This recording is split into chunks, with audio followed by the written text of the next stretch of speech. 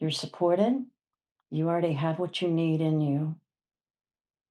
If you were to do anything to stoke the fire of living consistently in guidance, before you fully put your feet out of the bed every morning, ask the question, what do I need today?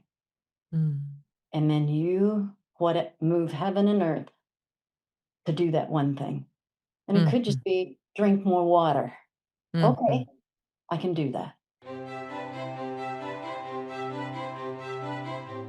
My Inner Knowing, empowering you to find your compass for the journey.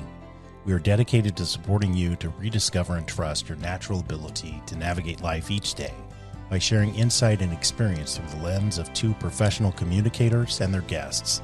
We intend to prompt internal inquiry that supports all those willing to explore a unique path.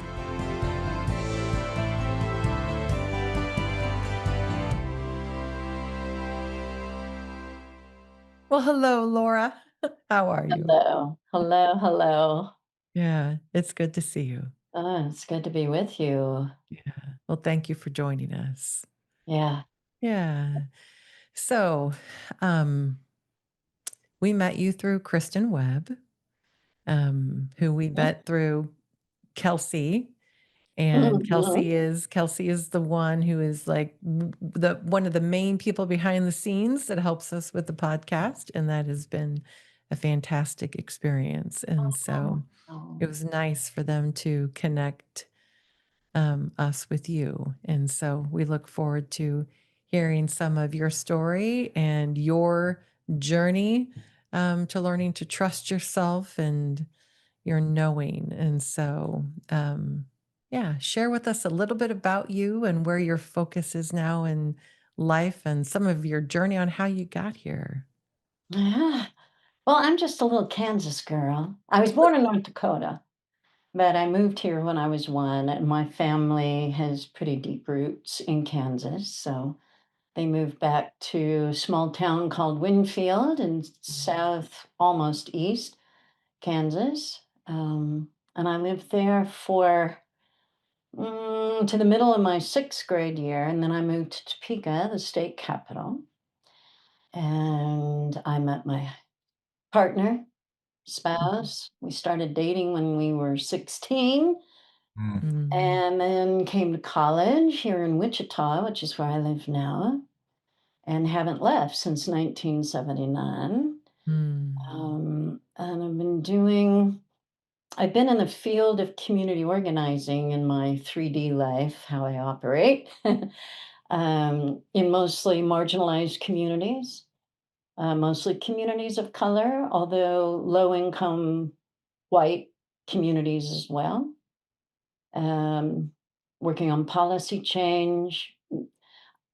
I resonated most with what's happening with the human in their power development, empowerment, and then how individuals connect as mm, group and move forward with a common focus to achieve what they determine they want to achieve. So I started out as a street organizer. I was managing or beginning a nonprofit along with being a street organizer. So I guess I was a director or whatever because I was having to raise the money, um, develop the board. I'd never raised money before back in mm, 1991, 1990. And I played just about every position on the field in that field. mhm, And now I'm enjoying coaching young organizers and other people Mm. too. I got some mm. 80-year-olds. I've been hanging out with some Mennonites. It's been interesting who ends up on the roster. Oh, Yeah. that's fantastic. Laura, Yeah. there's and this is my experience, so it may not be everybody's, but there's a lot of people that um, say they want to get involved, Mm, right? And taking yourself back to that space 30 plus years ago when you decided this is what I'm going to do. be a community Mm, organizer, and this is what motivates me, and et cetera. How did you tap into that so that it wasn't just, mm. hey, that would be a nice thing to do, which is where a lot of us find ourselves sometimes, and actually the doing part? Yeah. Well, my husband and I, we brought two of our three boys into the world by the point we were pretty strongly nudged with a small group of people that were looking around going, there are some things really not okay with the world. And so we moved our family from the Friends University area in Wichita into the inner city in 1990. So we were living in at that time predominantly African American. I think it was 98.9% African American community. Um, Birthed third son in that first year. Children went to the neighborhood school. Uh, so it wasn't long. I had had somebody call me like three different times to ask me to apply for this organizer position, and I was having kids, and I liked the concept. I liked thinking about personal power. So then I get in the third time they called, I'm like, okay, I'm going to take the plunge, and I went and interviewed, and but they didn't tell me I had to raise my own salary.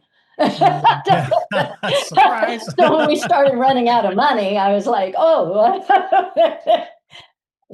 Mm, So there was that, but it was probably in 3 years into it, I realized the motivation behind why the organizing was so attractive to me was I had been through an experience of being sexually assaulted by my music teacher in high school my mm, senior year, and I really had not addressed that.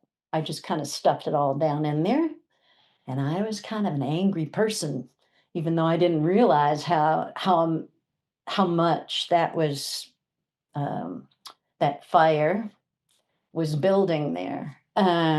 So when the organizing came along, and I'm seeing people in neighborhoods and communities basically getting, excuse my language, fucked over, I had it was at year 3 to 5 I made the connection of why am I motivated? mm, Me. So, and why am I so sensitized to other people in their experience and thinking about out of the individual? I did all kinds of talk therapy for God knows how many years. I finally mhm, addressed and confronted my perpetrator when I was in my late 40s. This happened when I was 17. So I was doing my own work while I continued to organize and look at collective. What does empowerment look like collectively? And the psychological community really, it's not until recently that I've been noticing um, there's recognition, that racism has an effect. It's a perpetration with people. And so, of course, they're going to have the same arc of emotion and process and development in tapping into their own power and coming forward with their own being mhm, and not taking stuff off of people, basically moving out of victim mentality. mm. Yeah. How do you define personal power? Agency, Mhm, sovereignty, um, I guess agency, the ability to move something in the mhm, world, not get stuck, don't collapse, uh, check out, disassociate, mhm, being able to stay engaged mhm, with all kinds of people, the mhm, people you even hate or the people you don't like. That to fully live into that, uh, it's got to include it's got to include everybody. I think that's what we're working through right now as a humanity is Yeah. yeah, yeah. My Interesting. own experience as a trial lawyer, and I represent who I consider to be the little guy, right?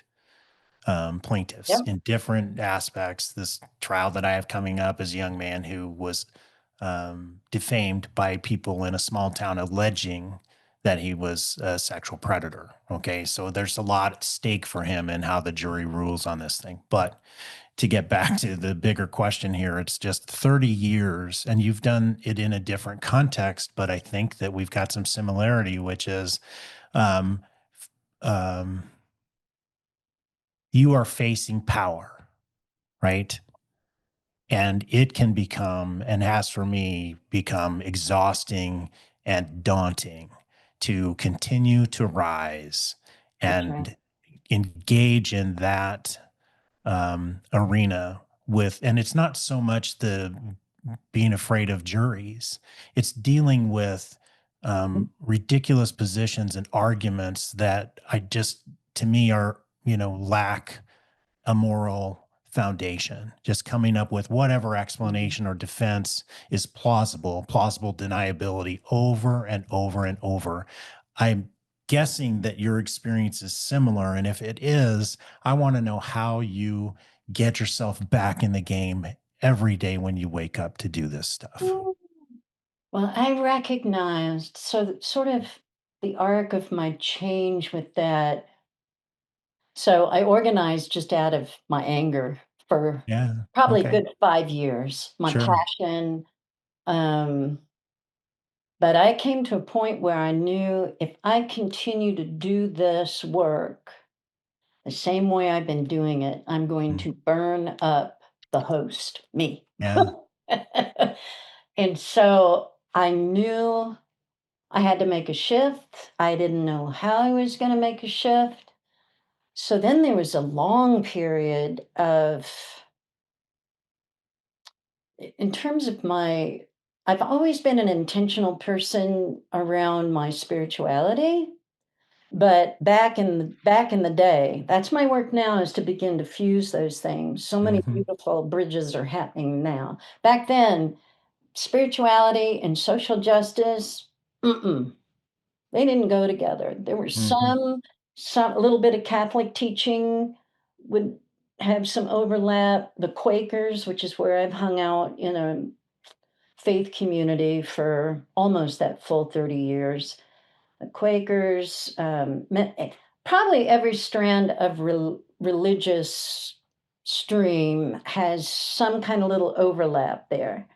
But typically, the spiritual community is kind of chucked out. So it was tapping into my spiritual being that helped me begin to make the shift of organizing out of anger and organizing out of a place where nothing would disturb me. Mm. Mhm. Mhm. I knew if I was gonna last long haul, I was gonna have to not be disturbed by anything, but I had used that previously as my fuel. That's Right. why I organized, that's how I organized. It was the being disturbed, and that's a first step. I mean, that's and even probably multiple steps after that, people have to fully engage with this is not right. This, that righteous. I'm like, hey, Jesus figured out I ended up getting killed, but before he really had a long human life, to see how that tested out. Uh, but and Saint Teresa of Avila. I don't know if you're Mhm. familiar with her at all. She kind of came into my field one day, and there's a Mm. prayer that she has, and the first line is, "Let nothing disturb you." And I just Mm. had this like resonance with that sentence, with Mm. that line, and Mm. that was what I needed to keep cultivating. And it didn't mean I felt like I was dying Mm. most of the time, giving up. what I thought was the fuel that motivated me to do what I was doing. Mhm. I got to a point in my life, more recent history, where I thought I was leaving organizing completely. Mhm. And now I'm being brought back into it again. And it's very different right now. So, How is it different, Laura? um, hmm. So there's the inner compass, the inner compass, the inner guidance, the tapping into orientation and authenticity, and feeling well anchored in that. And then about 4.5 years ago, I realized I was not by myself in that. I mean, I always Mm. had Mm. and expanded that there is something bigger than all of us and that I'm very connected to that. But I had Mhm. no idea we had helpers. I had no idea. Mm. Yeah. And Quakers really helped me. Lucretia Mott, I love Lucretia Mott because she was out in the world with her righteous sensibilities about slavery and women's right to vote. And she hung with Quakers clear to the end when they Mhm. were telling her, please do not come to meeting for worship because we know you're going to stand and say something about these things. And the Quakers were not wanting to hear it. It took 200 Mm. years for Quakers to say you couldn't be a Quaker and own a slave. I mean, the Mm. internal process they had to go through. So, what I, it was 4.5 years ago, I still had not made the full leap from letting nothing disturb me. And that phrase really didn't come up until after this leap. Now I'm looking back and I'm like, that's what I was working on.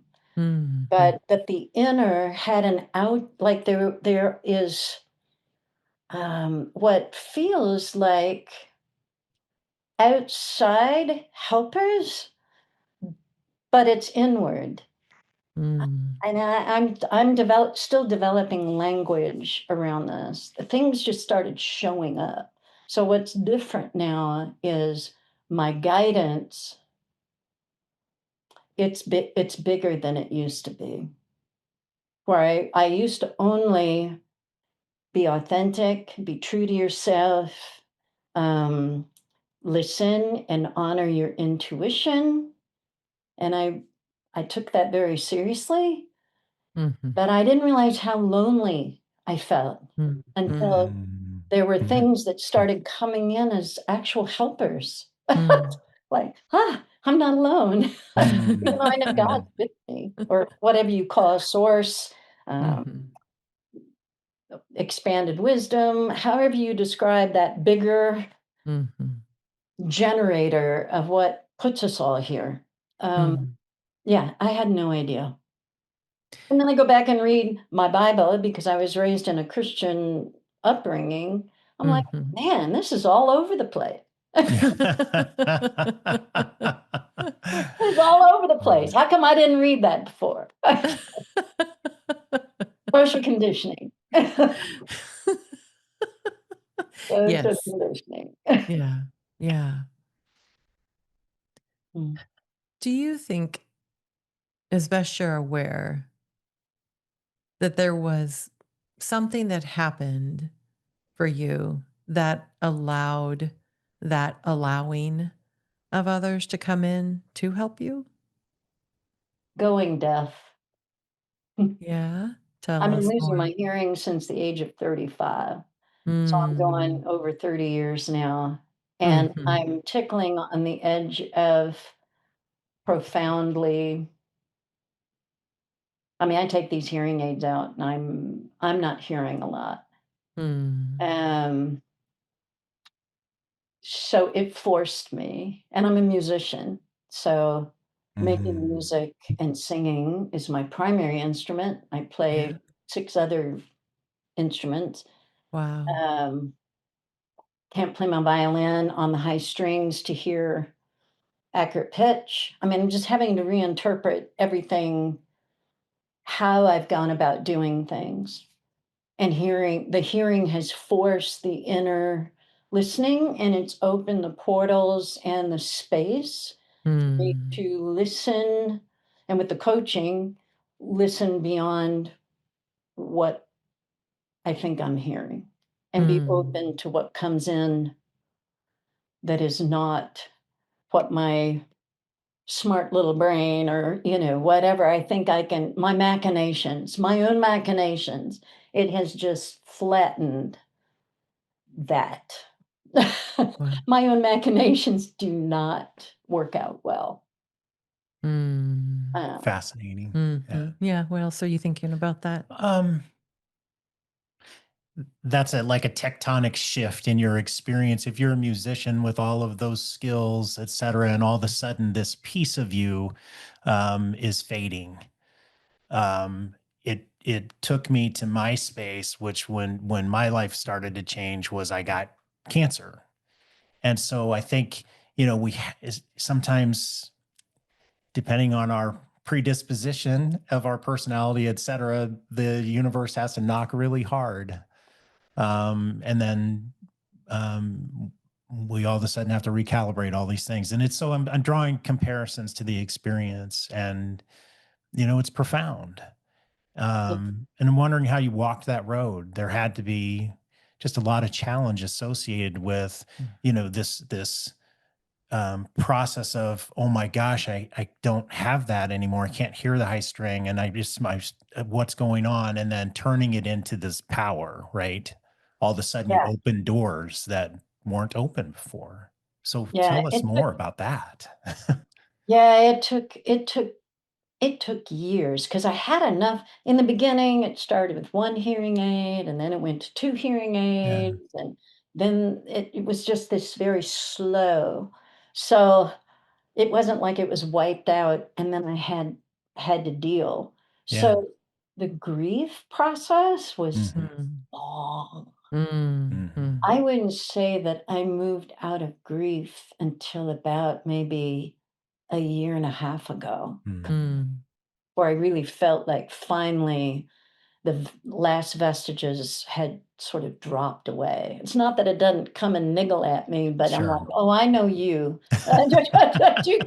You go over there." I'm not going down into the pit of whatever, collapse. I call it collapse. I just would check out, and we watch people as they get older. Not only are they dealing with getting older and then the hearing loss that comes with aging for some Mhm. people, their complete and the frustration of family members because the isolation is so intense and people just Mhm. basically decide to check out. I'm getting old, and and I Mhm. just decided here, because I was younger, I'm like, I'm not going out like that. I Yeah. am Yeah. not going out like that. So Yeah. Yeah. I had to work. I knew I had to just embrace and hold and be with the grief as long as it needed to be there, because there was just so Mm. many layers of my life that were going away. It was dying. It really Yeah. was a death. Yeah. Yeah. Yeah. Laura, I know we often say, I had to, I had to, I had to. Mm. And I often reframe, you chose to, you chose to, you chose to. Because you could have chosen differently. Yeah. Yeah. Yeah. Yeah. Yep. Yeah. Or Yep. defaulted to no choice, right? Yeah. Sure. Yeah. Sure. Helplessness, Right. I hopelessness. know what you're Yeah. saying. Yep. Yep. Yeah. Hmm. So when you think about that, energy that you used, the Mhm. hmm, to make these difficult choices, and you talked earlier about the anger energy getting you into this, and using that. How would you define the energy now that you use? Mm.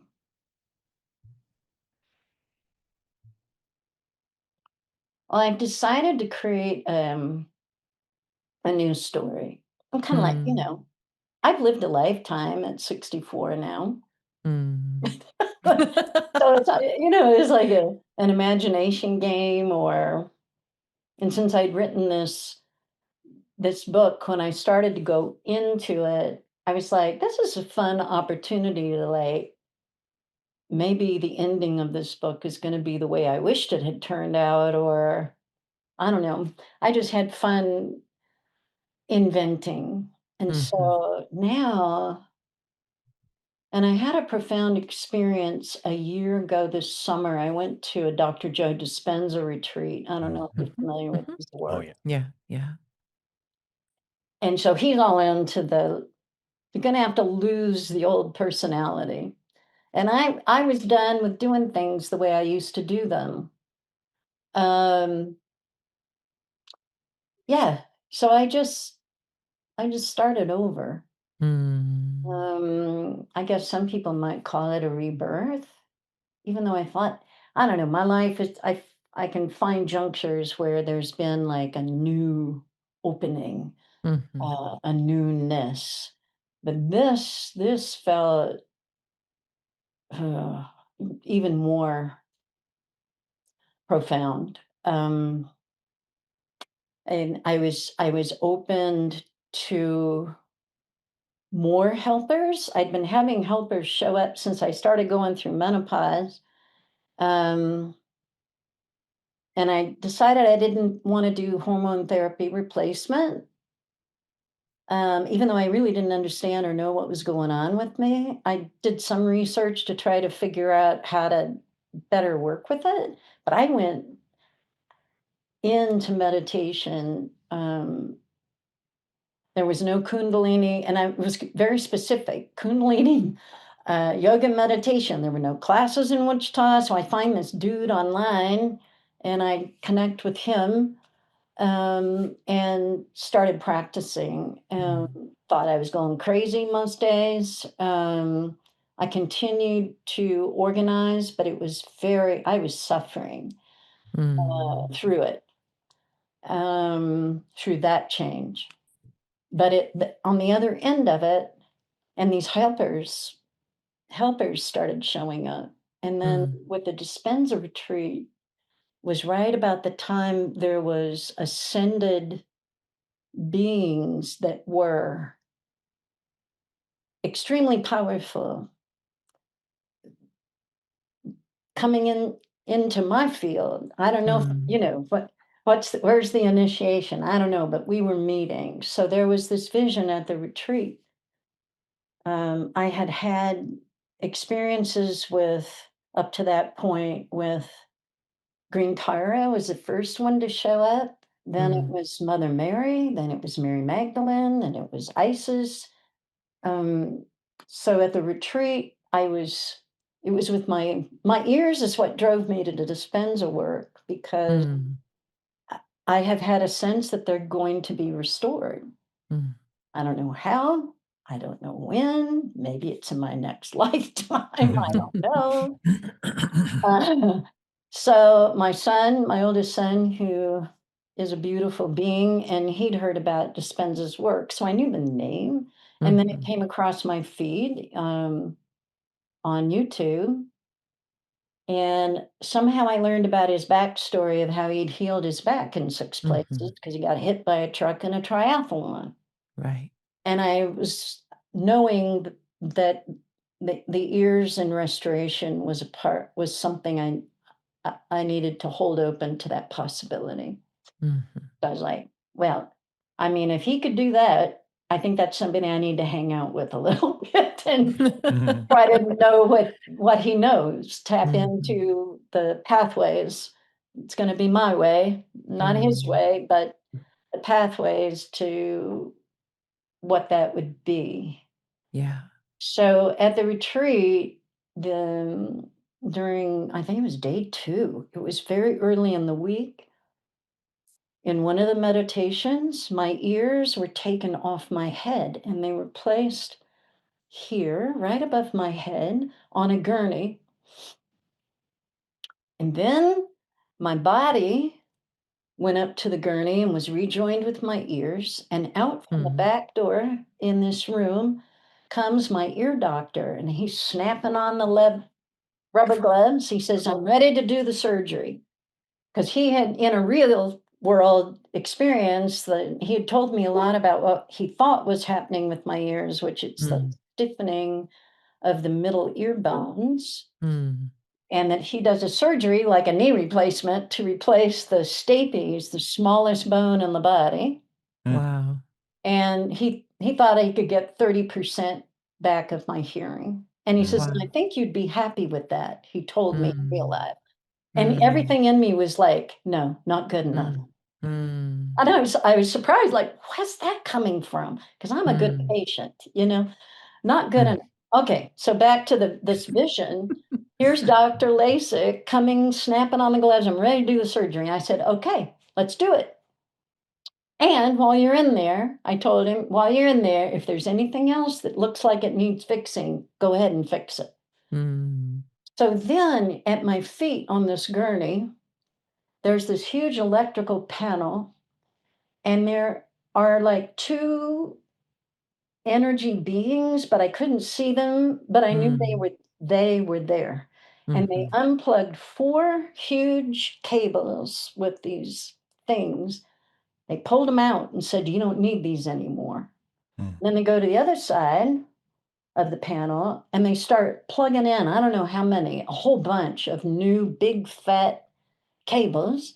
And then, like in the Frankenstein movie with the big electrical lever, they pull the lever down and this electricity goes through my body. And Mm. then down come from up above me angels and pick me up off the gurney and take me up. And Mm. there is Green Tara, Mother Mary, Mary Magdalene, and Isis. And Mm. everybody's having a party. They're having Mm. this party. And Isis turns to me and says, "Laura, we're so glad you're here. We've been waiting for you." I was like, and my heart was, it exploded, Yeah. exploded. Have you ever felt confused or overwhelmed in relationships? Teresa and I have come up with a free mini course that we think will really help you out with a lot of the common relationship experiences so that you can improve your communication skills with all of the people in your life and really make a change for the better. Yeah, we really believe that everybody deserves the opportunity to learn healthy relationship skills so that we can get through life having a good, healthy relationship experience. So click the link, put your email in, you'll get the PDF, spend a few hours working on it, and please let us know what your experience is. We know it will benefit you in some way. Thanks. Thank you. Yeah, Okay. I thought that one was pretty good. Okay. Sounds good. Okay. Check, check. So I had this little party. I get a set of wings. They said I'm going to get a new name. They didn't give it to me right then. They send me back, but before they sent me back, they said, Isis, she was the spokeswoman. Isis was the spokeswoman. She said, "Your ears will be healed, but it will take a little time." Mm. And I came back. Mm. I was like, what was that? What was Mm. that? What was that? Uh, Mm.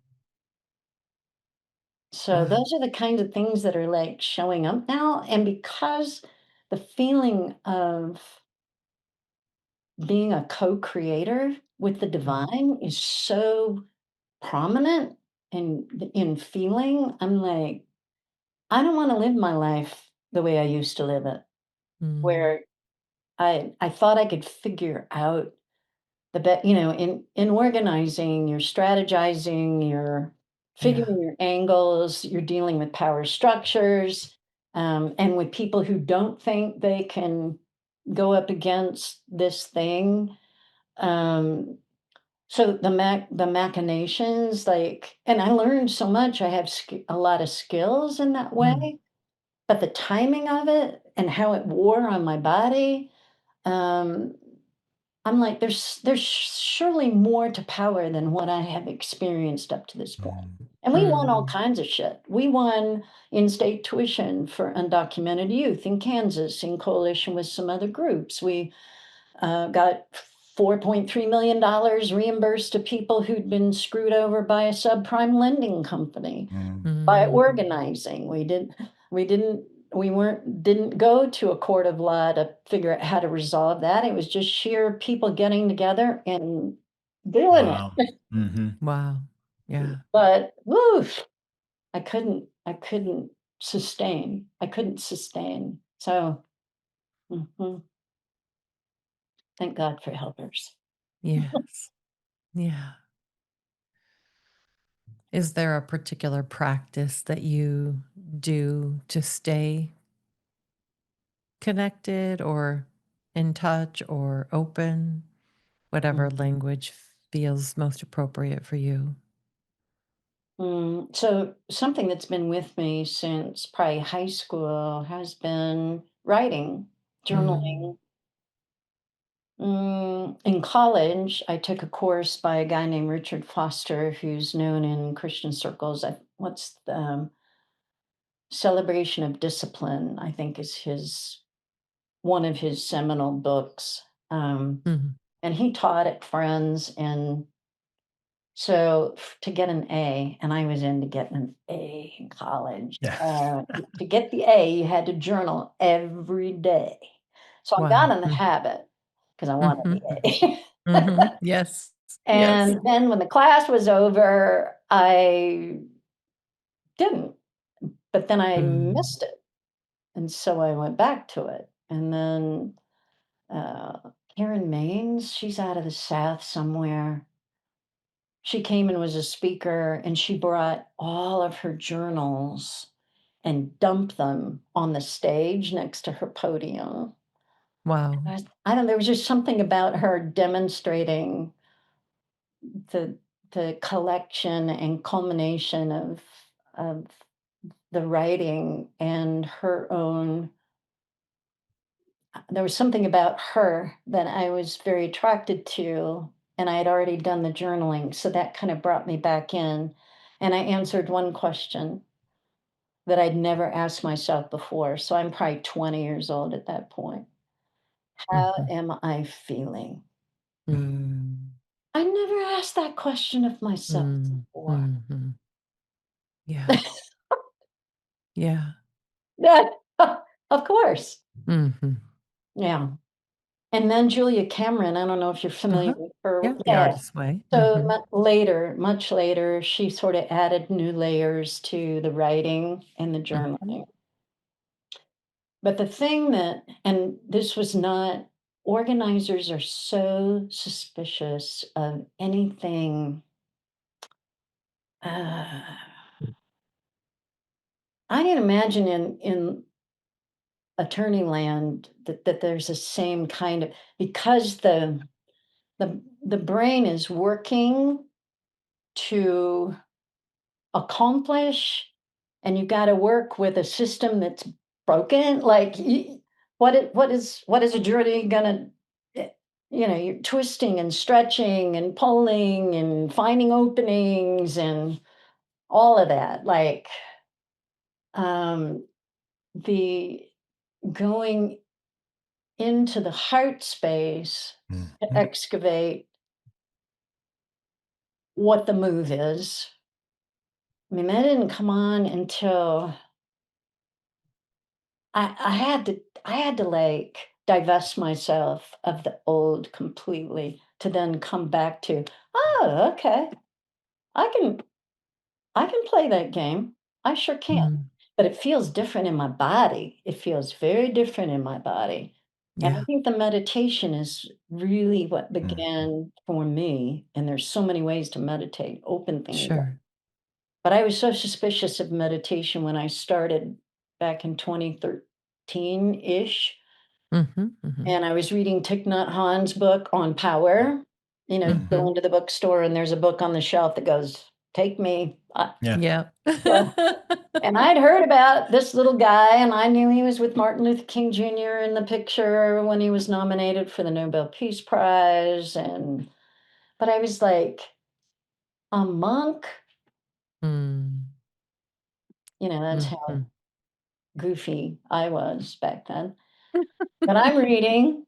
And then in the book, he says, right now, just take a breath. Mm. And I did. I was Mm. like, that's so nice. Have I Mm. been holding my breath my whole life? Possibly. Possibly.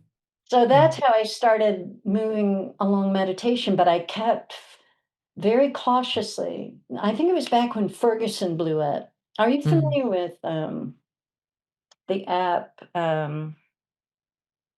Time Time what's the name of it? Not Time Waver. Anyway, it's a meditation app. Oh, Insight Timer. Insight Timer. Yeah, I'm a teacher on Insight Timer. Yeah.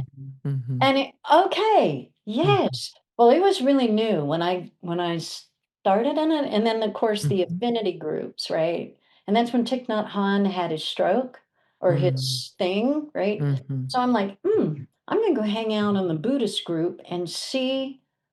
And Ferguson had happened. Mm. So I joined up with the Buddhists to find out about Thich Nhat Hanh's condition, how he was recovering. Ferguson blows up, and I'm like, what are the Buddhists rapping about? Thich Nhat Hanh's Mm. people, what are they saying about this? It was crickets. They were Wow. saying nothing. And I was Mm. like, see, you go sit on that cushion too long and you're going to disconnect from what's going on in the world and then not even care. Mhm. So, but then I just kept going. I kept Mm. going and the layers kept opening up and my hard-heartedness, my narrow thinking, my judgmentalism, my all of that. It's like, just go for what is healing you, Laura, and don't worry about the rest. Mhm. So that's when I got much deeper. And Dispenza's work has taken me right where I feel I need to be, particularly in the co-creation category. And that's what I'm interested in doing. I have divine assignment. I've been given a job description. I'm to live to 120, and I I got to figure out how to navigate this body to Mm. do that and Mhm. accomplish the job description. Mm. Well, you've done a lot. No doubt you're gonna do a ton more in 60 more years, Laura. Oh, I know, right? Right. It was on my 60th birthday. I woke up and it was, this is midlife. Mhm. I was like, what? Yeah. And I was like, okay, 60 plus 60 is 120. So I everybody's doing the happy birthday thing on Facebook. So I pop in at the end of the day, thanking everybody, and then put in there and say, and I was joking. I said, I'm going to live to be 120 years old. And I had one of my friends pop in and say, uh, uh, I'm going to DM you. I have a book for you. Mm. So she gets my address and That's sent, and funny. the book shows up. She didn't tell me what it was. Yeah. I decided to live to 120 by Ilchi Lee. Ichi Lee. I was like, "You are joking me." So I'm like, "Okay." So then I took it seriously. Uh-huh. Yeah. Then it was like, well, it's g with when the divine assignment got laid out, I'm like, "It's gonna take me that long, Yeah. even with divine assistance to Mhm. do this." Yeah. Yeah. Hmm. So for people that don't know, Ilchi Lee was the founder of Sedona Mago, and that is Walker and I have been on retreat there many times over the years, and so we're very familiar. Yeah, yeah, fantastic place. Yes. And is he still in Sedona or is he in, like, Finland? He's trying to create a community, right? Yeah, he is. He is. I don't think he's in Sedona often. I think he is working on creating the other community, but Well, he has what? centers all over the world Mm, now, I think. So, but I think it's just the latest is my understanding. But I don't know what Il Chile is up to other than I know he travels worldwide. He's mhm. in different locations. So Yeah. It's fascinating. They do great. They do a really nice job at Sedona Mago. I mean, it's a great program. Mhm. Yeah. Eep. So Mhm. they have a Ichi. whole there's a meditational stairway he's made to living to 120. And so you go up and there's your ages as you walk up the stairs. Mhm. And it's a tremendous meditation walk to walk through your life that way. And then you walk beyond the age that you are today, making choice. Mhm. And it's powerful, powerful stuff. Mhm. There's little like I don't know what you would prompts along the way, Yeah. that they have as you're walking up the Different staircase. milestones. Yeah. Mhm. Mhm. Yeah. So, Laura's Wow. like, maybe I'm going to Sedona Mago. right. Wow. Highly recommended. I bought like 10 of his books because he's a prolific writer too. So, Yeah. Yeah. anyway, Yeah. yeah. We actually were hoping that we can have a retreat out there ourselves, facilitate in 2027 Yeah. or 2028. So, Okay. yeah, lovely place. Let me Yeah. ask you this, Laura. If you go back to that space where you were like, I wanted to see what the chatter was about Ferguson, and all the Buddhists were just quiet. And that's what happens when you sit on the cushion, you detach. Where are you today in that assessment? Mm, Hmm.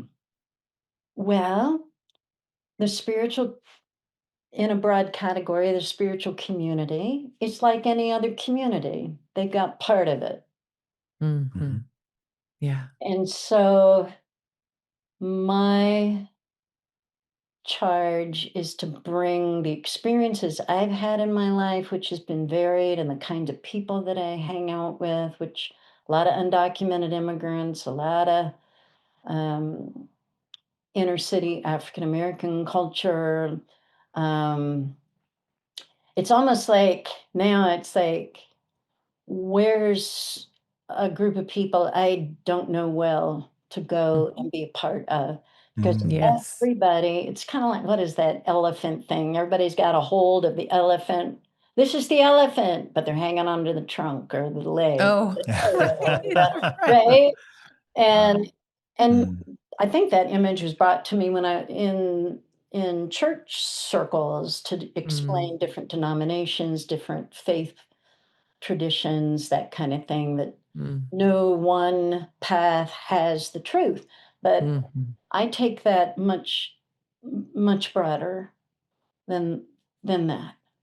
Um, so yeah, for me to stay into guidance, what I am to be doing, um, but that's what's going to pull me through. So the Buddha sitting on a cushion, they got something.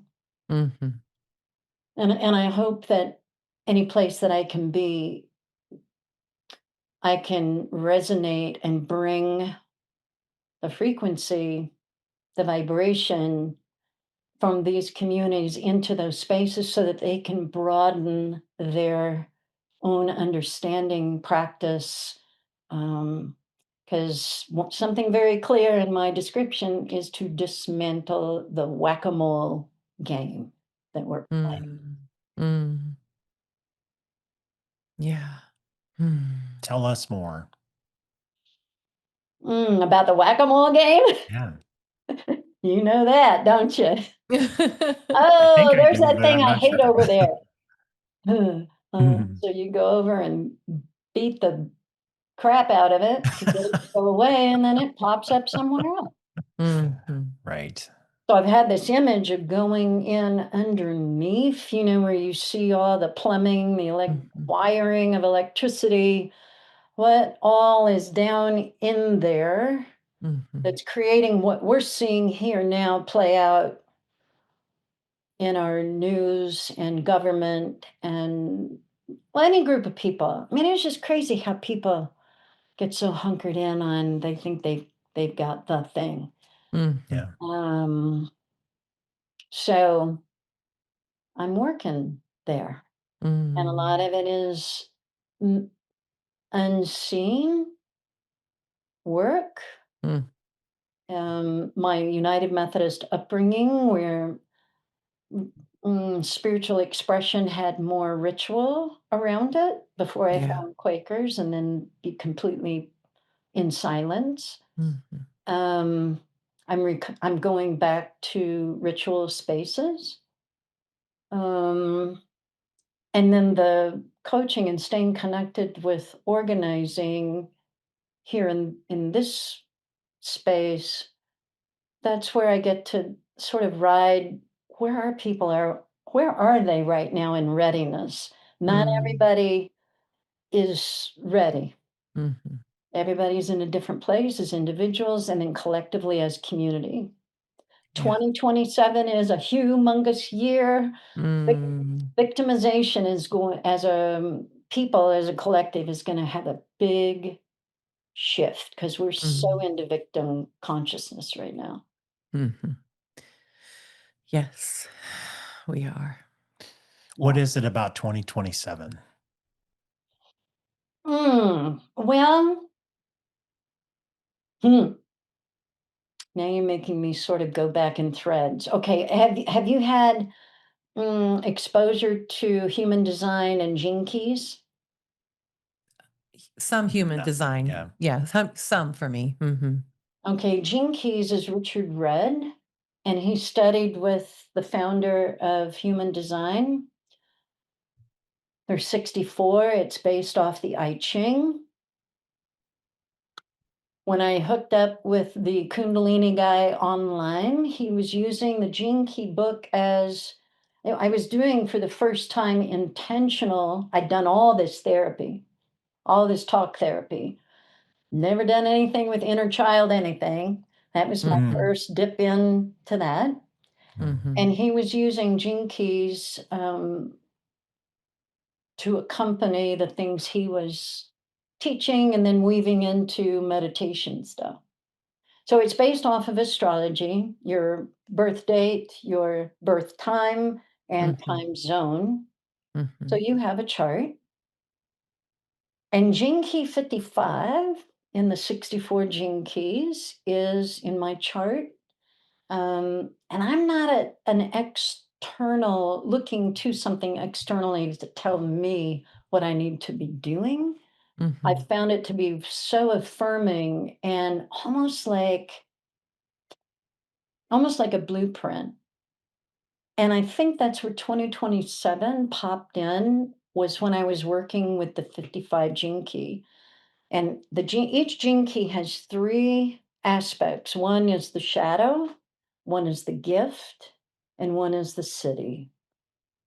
So each the city is like this expanded consciousness of the shadow gift. The gift is more what is demonstrated that you see in the world operating. And the shadow, of course, if you live at that frequency in the shadow, it's not going to be easy. But there's a gift in the shadow. Mm. So 2027, we're supposed to have some breakthrough. The struggling that we're seeing right now should be beginning to have a shift and a different feeling for us as humans, Mm. moving out of victim consciousness. The gift level of the 55 is freedom, Mm. and the city is freedom. Mm. Actually, it's the only gene key that has the gift and city the same thing. Mm. Um, so, and then what's been interesting, unconsciously, I've been arranging my life and what I need to be paying attention to and how I order it. 2027 has just been um, without me thinking, oh, yeah, I think I first heard about 2027 as a big year for some things to resolve that we're going through right now. Um, like I'm starting book 2, and I'm gonna be busy writing 2026 because I know I Mm. need to publish in 2027. Mm. Mm. The dragonfly is a huge image, um, the metamorphosis of a dragonfly. So when it's in its nymph stage under the water for up to 2 years, it's a mean son of a bitch. It's predator. It is a predator. It eats everything. Then something in its system says it's time. So it climbs the stalk, and to get the wings to pop out, it has to cycle the old water it lived in for 2 years through its body. And if you can get a video on YouTube of it, you can actually see the water cycling through the thorax of this dragonfly, and it pops the wings out, Wow. Wow. right? Yeah. But it takes the old water. It takes the old water. That's really the process we're in right now. Mm. Um, Hmm. and so, yeah, the dragonfly is a big thing. I have a huge dragonfly tattoo that goes shoulder to shoulder and all the way down to my bottom of my tailbone on my back Yeah. with Mhm. they're talking about how our bodies are actually changing Mm. our DNA. There are strands that are coming online now that have been, have you heard of junk DNA? I have, but I don't think I know anything about it specifically. Our DNA has latent things in it that are not operating. And so science has labeled it junk DNA. And, we think of junk DNA, well, it means it doesn't have probably any use or it's not Mm. needed, cut the appendix out or, Yeah. but in fact, it is, it's awakening in there's Mm. strands awakening in our DNA. So it's the helix now.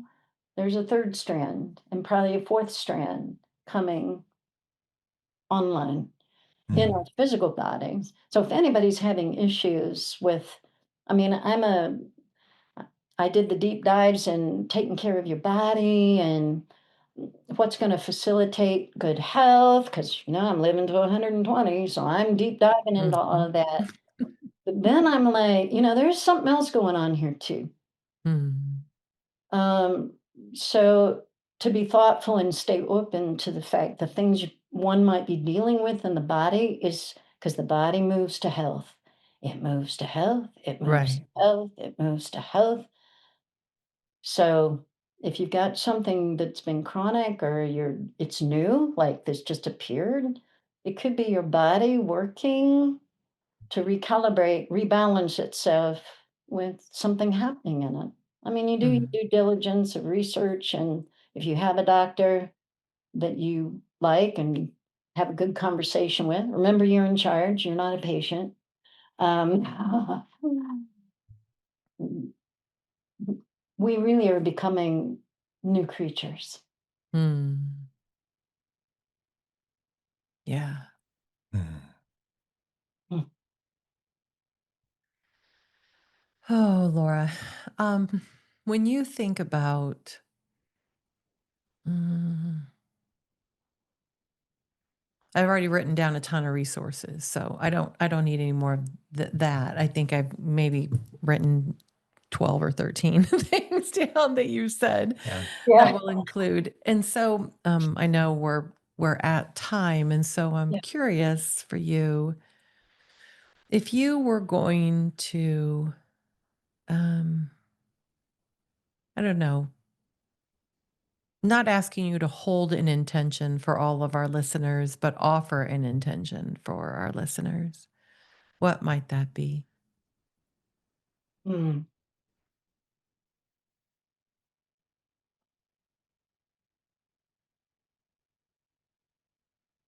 I think I'd like to speak directly to anyone who has been playing peekaboo with trusting their inner guidance. Mm. Like it's kind of here and then it's not. Mhm. Here and then it disappears. Um, you're supported. You already have what you need in you. If you were to do anything to stoke the fire of living consistently in guidance, before you fully put your feet out of the bed every morning, ask the question, what do I need today? Mm. And then move heaven and earth to do that one thing. And it could Mhm. just be drink more water.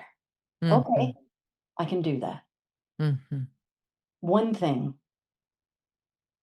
That stoking, wow. Mm. We started our conversation before we got in here about fire, like to Mhm. stoke that. What is it in Ayurvedic? Is it ojas? In the inner fire, that's how we Mhm. digest things. We have Mhm. to have Mhm. a level of chutzpah Mm. Mhm. in our system.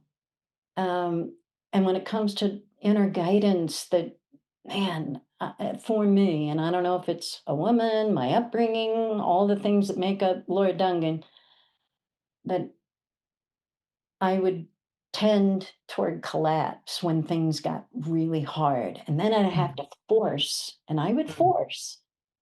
force myself through it to get through it. I would learn something.